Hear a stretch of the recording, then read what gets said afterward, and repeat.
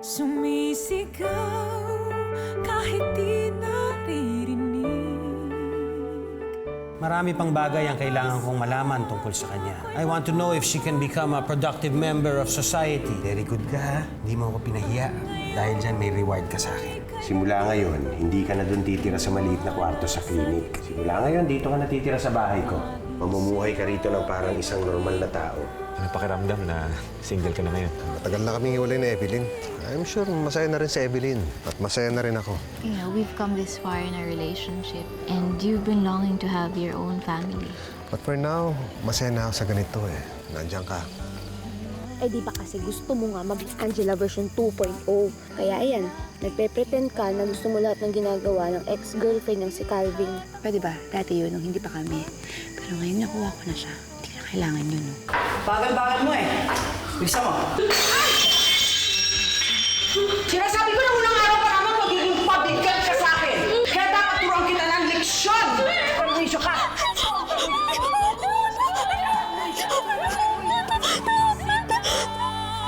Kahit di naririnig.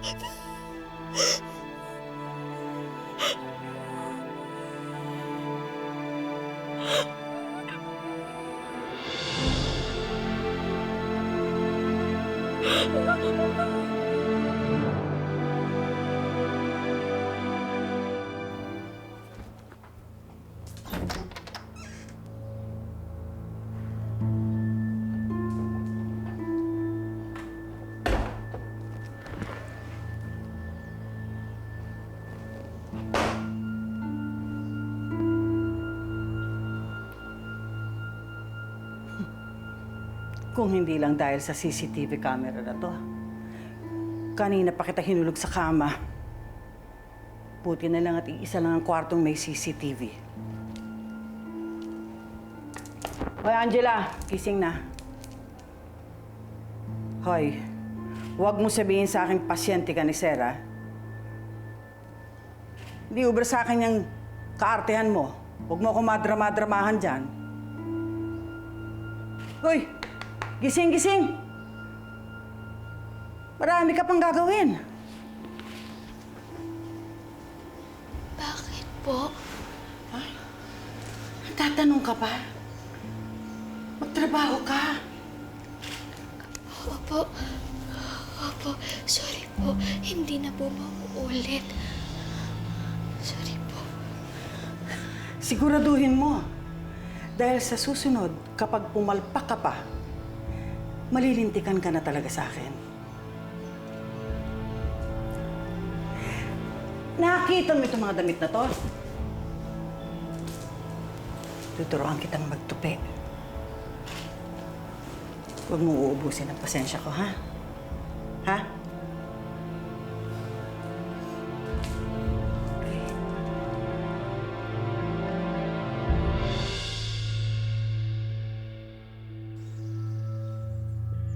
Oh, manood ka sa ginagawa ko, ha? Ito din ang gagawin mo, ha? Huwag mo ganyan, hawakan mo rito yung dalawang ganyan, pagdikitin mo. Manood ka! Opo. Anong ginagawa mo? Ano yun? Ayan. Ganito, kaya mo naman siguro gawin yan, ano? Hawakan mo dyan. Isa pang ganun. Sige. Ikaw naman. Patingin.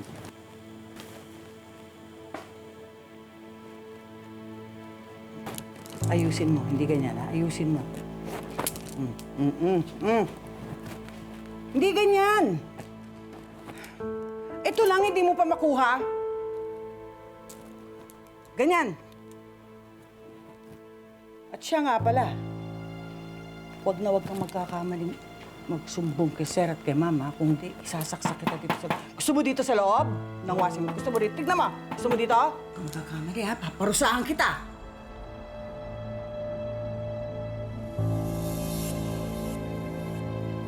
Sige. Gusto mo maparusahan?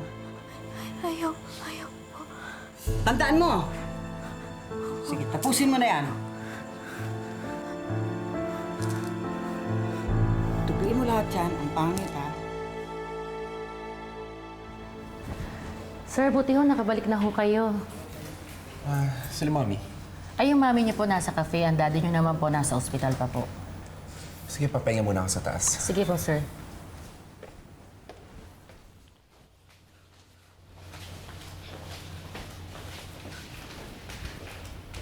Saan ko po ito dadalhin?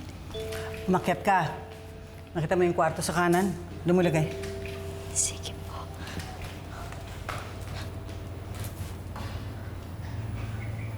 Bilisan mo! Bagal-bagal nito.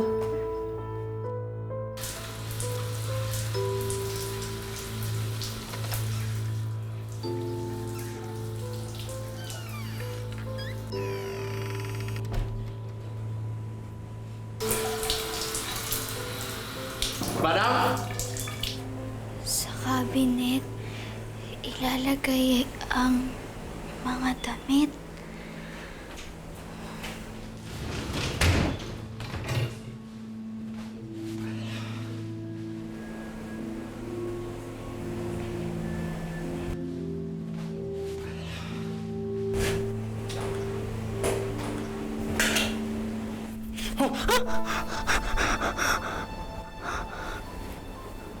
Sino ka? Anong ginagawa mo dito?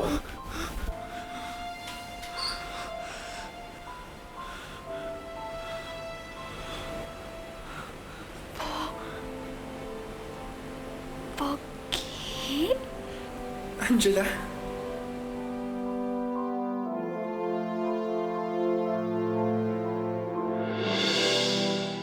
Angela? Angela?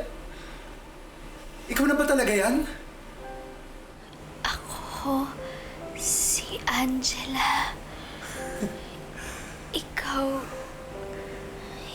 si Pogi. Hindi ako makapaniwala. Nasasabi mo na yung pangalan mo. At kilala mo pa rin ako.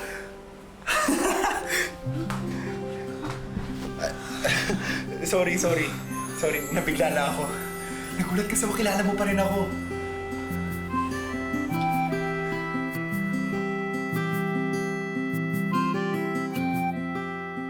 Ano ba yan? Nakakainis. Tignan mo naman, pinapak na ako ng insekto sa bundok. Ang dami-dami. Kukunti lang naman eh. Ang importante, masaya kayo ni Calvin, di ba? Oo naman, lagi naman po ako nag-i-enjoy kapag kasama ko si Calvin, eh. Pero huwag lang doon sa mga lugar na ayaw ko, Alam mo naman. Alam mo, matagal ko nang napapansin yan. May mga bagay na ayaw mo, pero ginagawa mo na hindi nakikita ni Calvin, pero hindi mo itatago sa akin. If ever kaya na ma-realize ni Calvin na parang, alam mo na, yung magkaiba kami ng mga gusto, sa tingin mo, iiwanan niya kaya ako? Anak, kung mahal ka talaga ni Calvin, it doesn't matter kung meron kayong pagkakaiba. You just have to be honest with him. Importante yun sa dalawang taong nagmamahalan. At importante rin na makita ka niya for who you really are and not for who you think he wants you to be.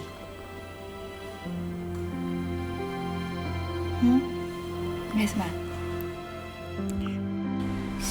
Sabi ng mami mo, ikaw si Pogi.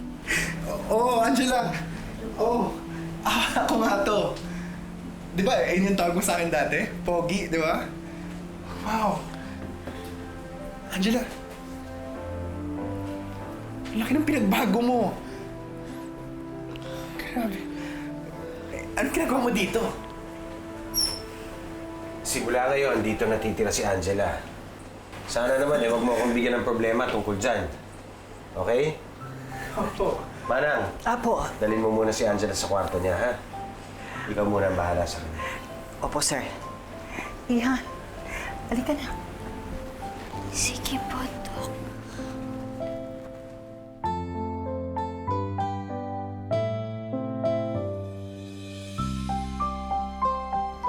Sasabihin ko sana sa'yo na nilipat na ng daddy mo dito si Angela. Kaso hindi kita makontak. Alam kong nabigla ka nung nakita mo siya. Isa pa, hindi pa siya masyadong nakakaalala ha. Kaya lang niya siguro nabanggit yung pogi dahil nakwento ko sa kanya. Ganun po ba? Masaya na rin po ako. Ma, it's a pleasant surprise to see Angela again.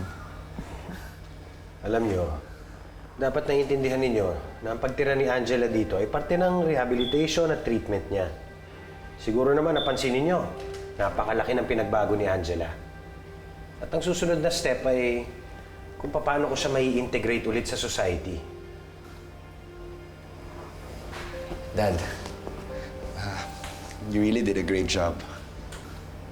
Ang laki po ng pinagbago ni Angela. Congrats po. Dapat ba ma-flatter ako? Hindi ba dapat ako nagko-congratulate sa'yo? Pumasa ka na sa board exam, hindi ba?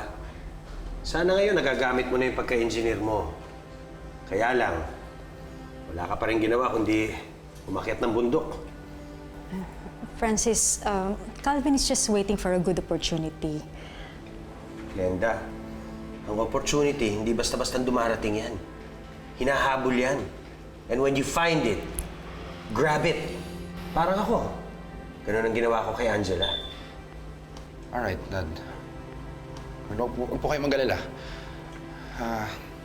I've been looking for good job offers. Look harder, son. Dad, sandali lang po. May tatanong lang ako tungkol kay Angela. Calvin, okay naman si Angela, di ba? Dad, napansin ko lang po. Namumukhaan niya ako pero parang iniiwasan niya ako. Kung okay lang po sana, baka lang po kung papayag kayo, baka pwedeng tumulong ako sa pag-alalay niyo kay Angela. Alam mo, hindi pa sanay si Angela na makipag-interact sa mga ibang tao. She follows a strict routine. Oras ng paggising, oras ng pagkain, lahat. Kaya ako sinasabi sa'yo to para alam mo ang gagawin mo pagkasama mo siya.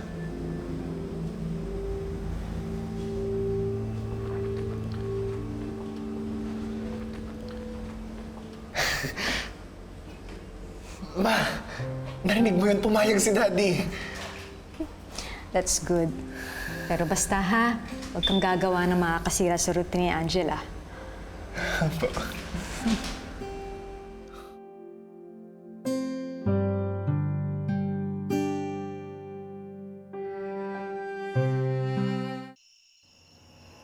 At talagang nadagdagan ng trabaho ko ng dahil sa'yo, no? Magmula ngayon, ikaw na ang didiskarte ng pagkain mo. Dahil hindi mo ko yaya. Naintindihan mo? Bilisan mo yan. Tagal-tagal mo. Laklakin mo na lahat yan. Laklakin mo dali at nakapagpahinga na ako. Inumin mo na lahat! Tris na to. Tanga-tanga mo kasi. Tignan mo nga yan. Naku! Tignan mo nga yan. Ha?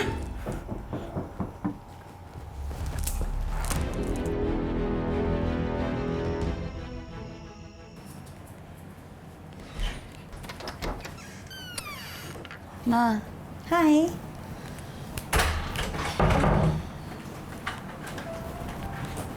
Kasi mangot ka?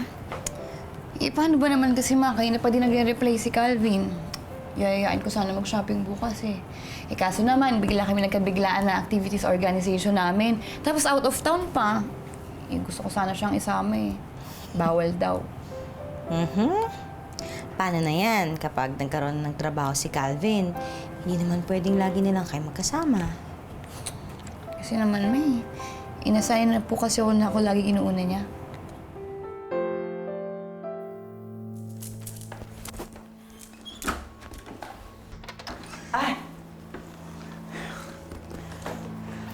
Angela, buti gising ka pa.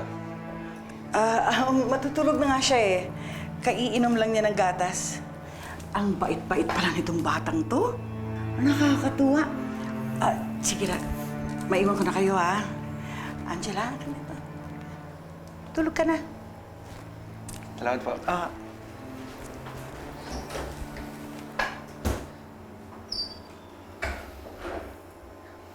Angela, inaanto ka na ba?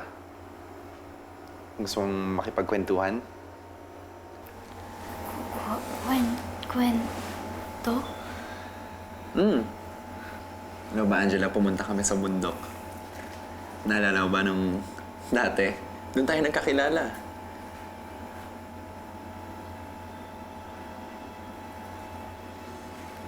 Angela, gusto ko lang malaman mo kung paano tayo nag-umpisang maging magkaibigan. Sana naalala mo yun.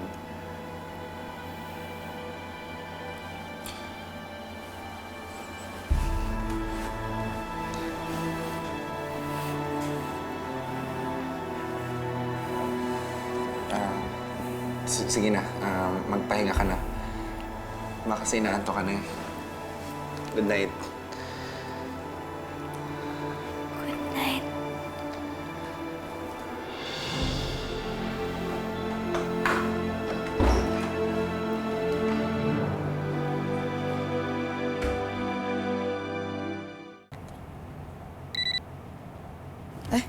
Si Calvin.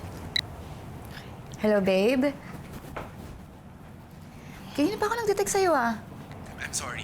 Pero you wouldn't guess kung sino dumating dito sa bahay. O, bakit sino? Visitor? Ano, kamag-anak nyo? Si Angela. Ano? Sinong Angela? Don't tell me si Angela lang yung feral creature? Yes, siya nga. O, bakit? Anong ginagawa niya sa bahay? Eh, dito daw muna siya titira, sabi ni Dad eh. Kasi dito niya itutuloy yung therapy niya. Oh my God, Calvin. Isa na namang malaking disaster yan. Kung daddy dito yung nanggugulo sa bahay, baka mamaya dyan manggulo yan sa inyo. Di naman, actually. She's very different now. I just thought na baka gustong malaman ni Ninang Evelyn to. That's why I called you up. Okay, fine. Sige na, ako nang bahala magsabi kay Mami, ha? Okay, bye. Alright. Dinala ni Francis si Angela sa bahay nila? Ma, don't tell me affected ka. Eh kung si Calvin nga nakalimutan na si Angela, kaya di na ako nag-aalala eh. Eh, ikaw ba? Anak, naging tahimik yung buhay natin simula nung napunta kay Francis si Angela. So, no.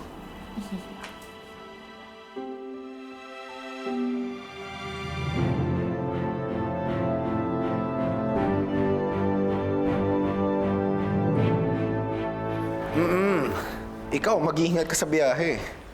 Yeah. I'll call you later. Okay? Love you.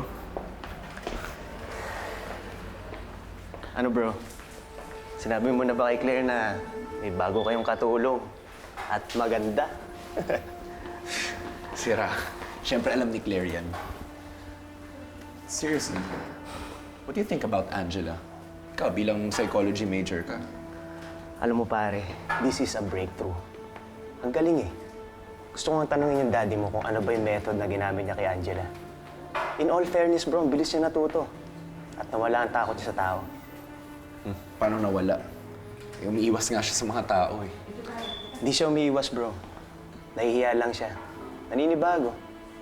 Kasi kahit nasabihin natin nakakasalumuhan niyo yung mga tao, eh wala pa rin siyang confidence. Well, she seems a bit mechanical to me. Alam mo, parang sunod lang siya ng sunod sa mga rules ni Dad. Ayan, parang di natuloy siya yung dating Angela. Alam mo?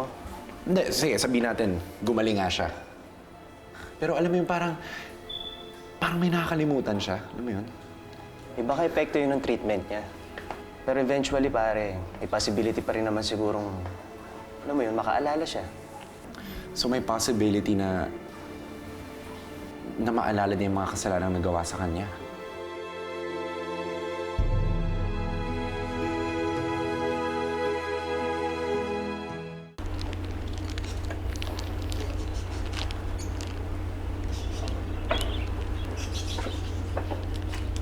Angela, pwede ba akong tumabi?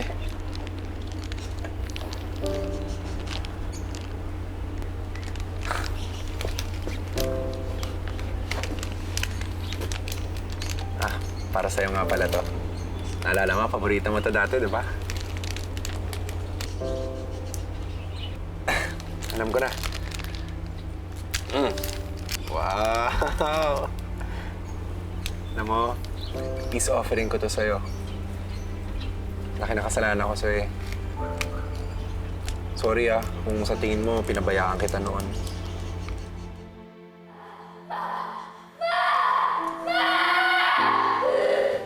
Angela. Angela, ilalabas kita dito. Angela, please, wake up. Bakit, Angela? Problema ba? Nagtatampo ka ba sa akin? Galit ka ba sa akin? Hindi ako galit sa'yo. Talaga? E di ibig sabihin, friends pa rin tayo. Oo. Kaibigan pa din kita, Calvin, Pogi.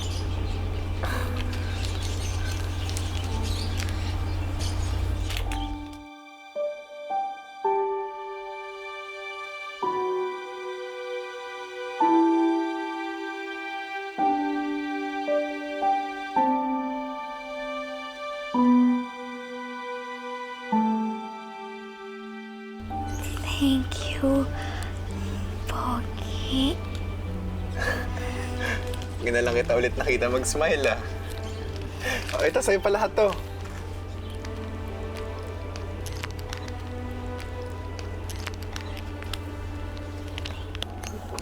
Bawal sa kanya to. Bawal sa'yo to.